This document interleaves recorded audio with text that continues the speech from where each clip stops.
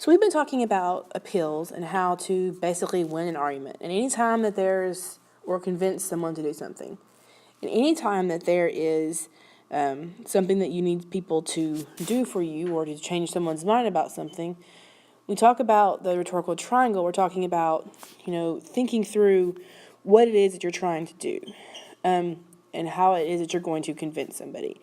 And there are three very important things that you need to think about. The first one is yourself, or if you're reading which is you if you're the speaker, or if you're just reading something. Okay, who is the speaker? What is the speaker's? What are they like? Who are they? What do I know about them? The next one is your audience. Okay, who is my audience? What do I know? What do they know? What do I know about them? What do they know? What are their experiences? What kind of personalities do they have? Because you need to know how to persuade someone based on their personality. I mean, for example, I've had friends who were very logical. They didn't make emotional decisions, and if they thought you were trying to give them an emotional type argument, they didn't take it. I knew that I had to be more evidence. And I've had some people that I know that they're about relationships. If they trust me, then they're going to do what I ask them to do. If they don't trust me, it doesn't matter how logical it seems, they're not going to go. And you have to know that going in. And the final part is the subject, what I'm going to talk about. Okay, what's the strongest aspect of this argument? What is the weakest? Okay, that kind of thing. And within those three, to work with each one of those edges of the triangle points, there are three, what we call them appeals that we use. The first is ethos. And ethos is nothing more than it is dealing with completely the relationship between the speaker and the audience. And that is basically, is the speaker trustworthy? Are they knowledgeable? Can I trust them? Or are they on the moral high ground? I mean, that's sometimes important. A lot of times you'll see biblical allusions, people talking about the Bible and God is on our side. And you hear that. They are creating ethos in that I'm on the right side. I'm the one that's arguing what is the most correct thing to do. This is the good thing to do. And then there is pathos, which is that's emotion. So I'm finding a way to make this argument an emotional thing for you.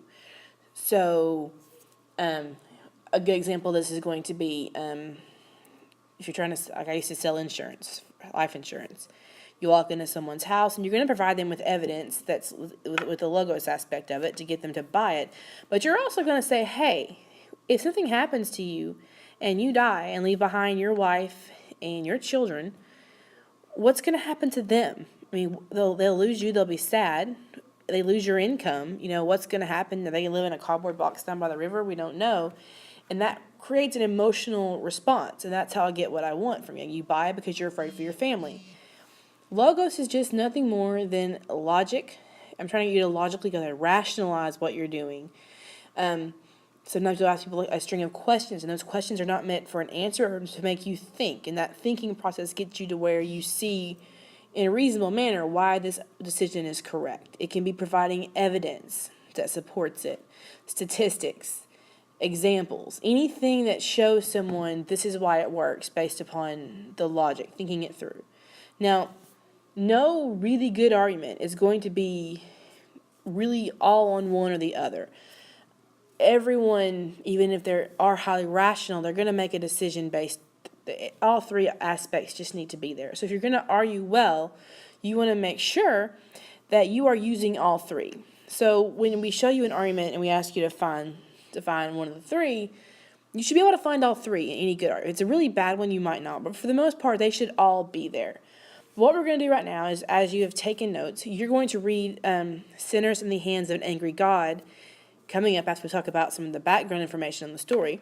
But what I'm going to do is kind of walk you through my thinking when I'm trying to identify what appeal is being used, just kind of to see how, because some people we seem to struggle with this, so I thought it would be helpful if you watched it be done.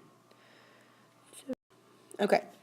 So here is a page in the book. Now I'm not going to read all this to you right now, but the question is, what appeal is being used in the selected portion of the text? And if I look down here, I see the part here, and here it is.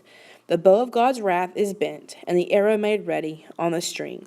And justice spins the arrow at your heart, and strains the bow, and it is nothing but the mere pleasure of God, and that of an angry God, without any promise or obligation at all, that keeps the arrow one moment from being made drunk with your blood.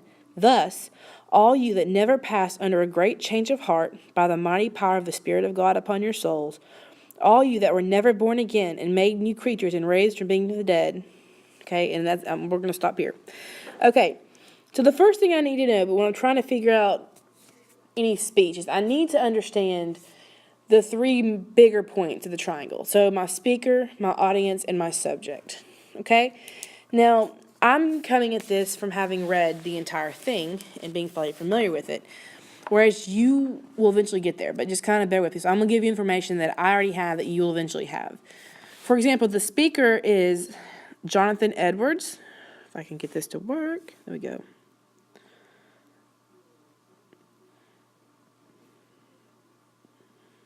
Jonathan Edwards, and he is a pastor or preacher in the 1700s.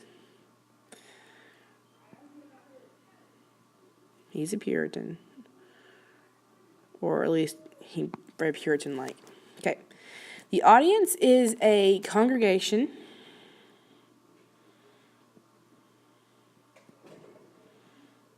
you need to know that based upon the background and the time frame, most of this congregation are going to be claiming to be believers.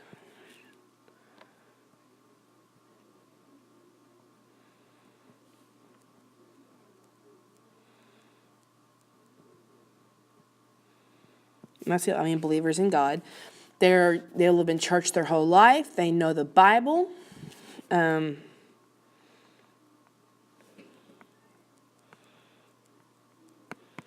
Some of them are quite hypocritical, and basically he fears that a lot of them are just going through the motions, all right? Which means there is no real relationship with God. They go to church to check the box off.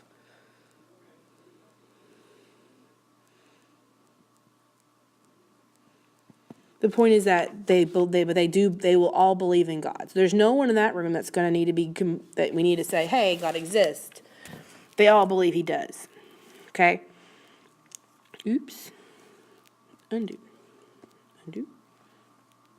Okay. The subject, the title of this is Sinners in the Hands of an Angry God. And a little bit, if I think this through, without reading it, I probably know what it's going to be talking about. And so basically, the subject is sinners need to know that God's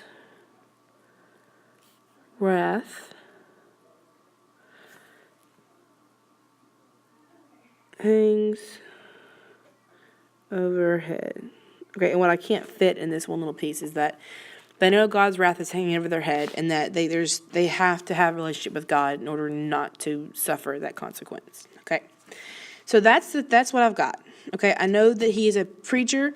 He travels around and preaches these sermons. He was part of the Great Awakening.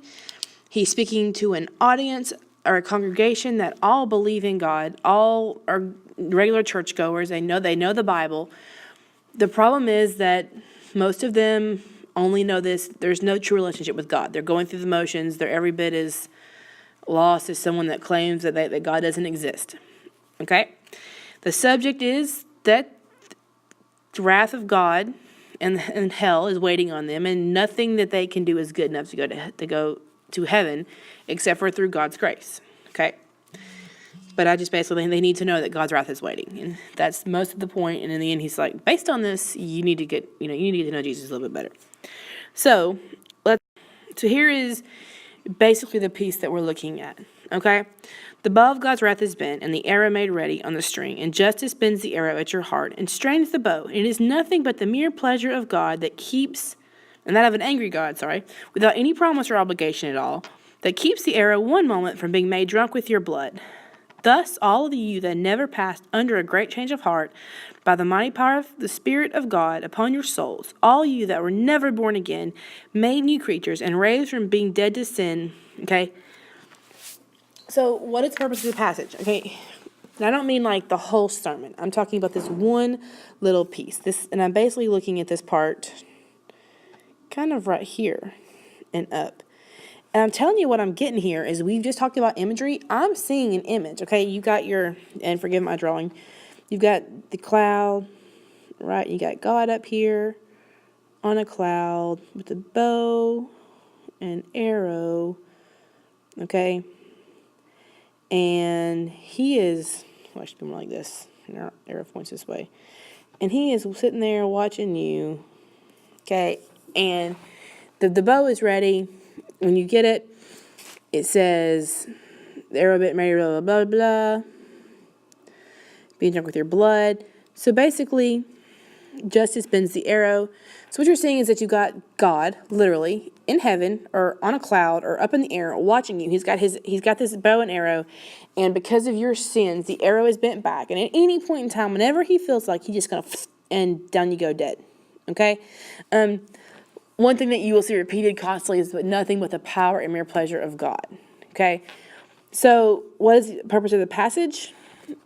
It's just, literally, it is to show you just how on the edge of death you actually are. Okay? Now, is this evidence of anything?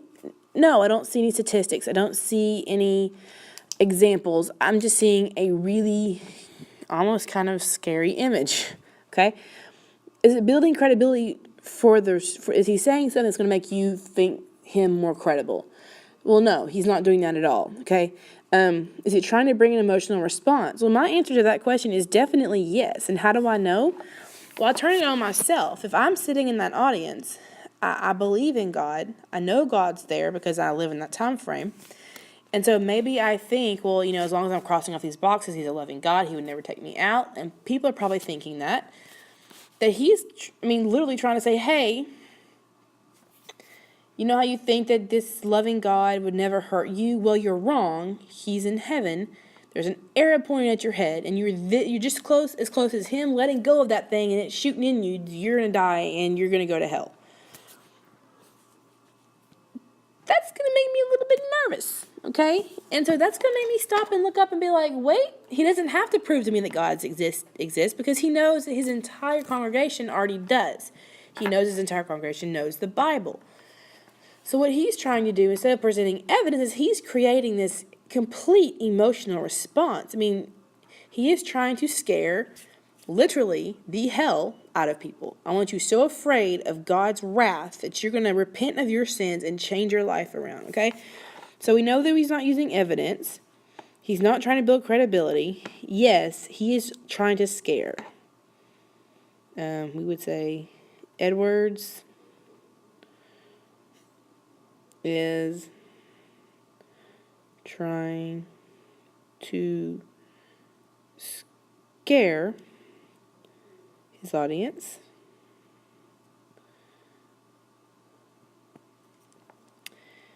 Pathos. Okay? So he's created a scary visual image that's going to make them afraid, make them nervous. Okay? And a lot of times it helps within an entire speech to know the entire speech instead of just a part of it. And as you go through this one, you will see, as you read it later, just how good of a job that he does. And actually during the speech, it's recorded, he read the whole thing in a straight monotone voice, never raised his voice. People actually were screaming and fainting, had to be dragged from the service. It's crazy the effect that it had. But he literally was just trying to scare them. Because what else can he do? These people already know the Bible. They believe in God. They think they're just checking off these boxes and that God would not send someone to hell that is somewhat trying. And so his point is, no, he's angry. There's this thing called wrath of God. And the only thing that can help you is Jesus. You better get some Jesus or you're going to get some hell. And that was his point. So now you are ready to move on and begin looking at text to see if you can identify with whether it's ethos, pathos, or logos.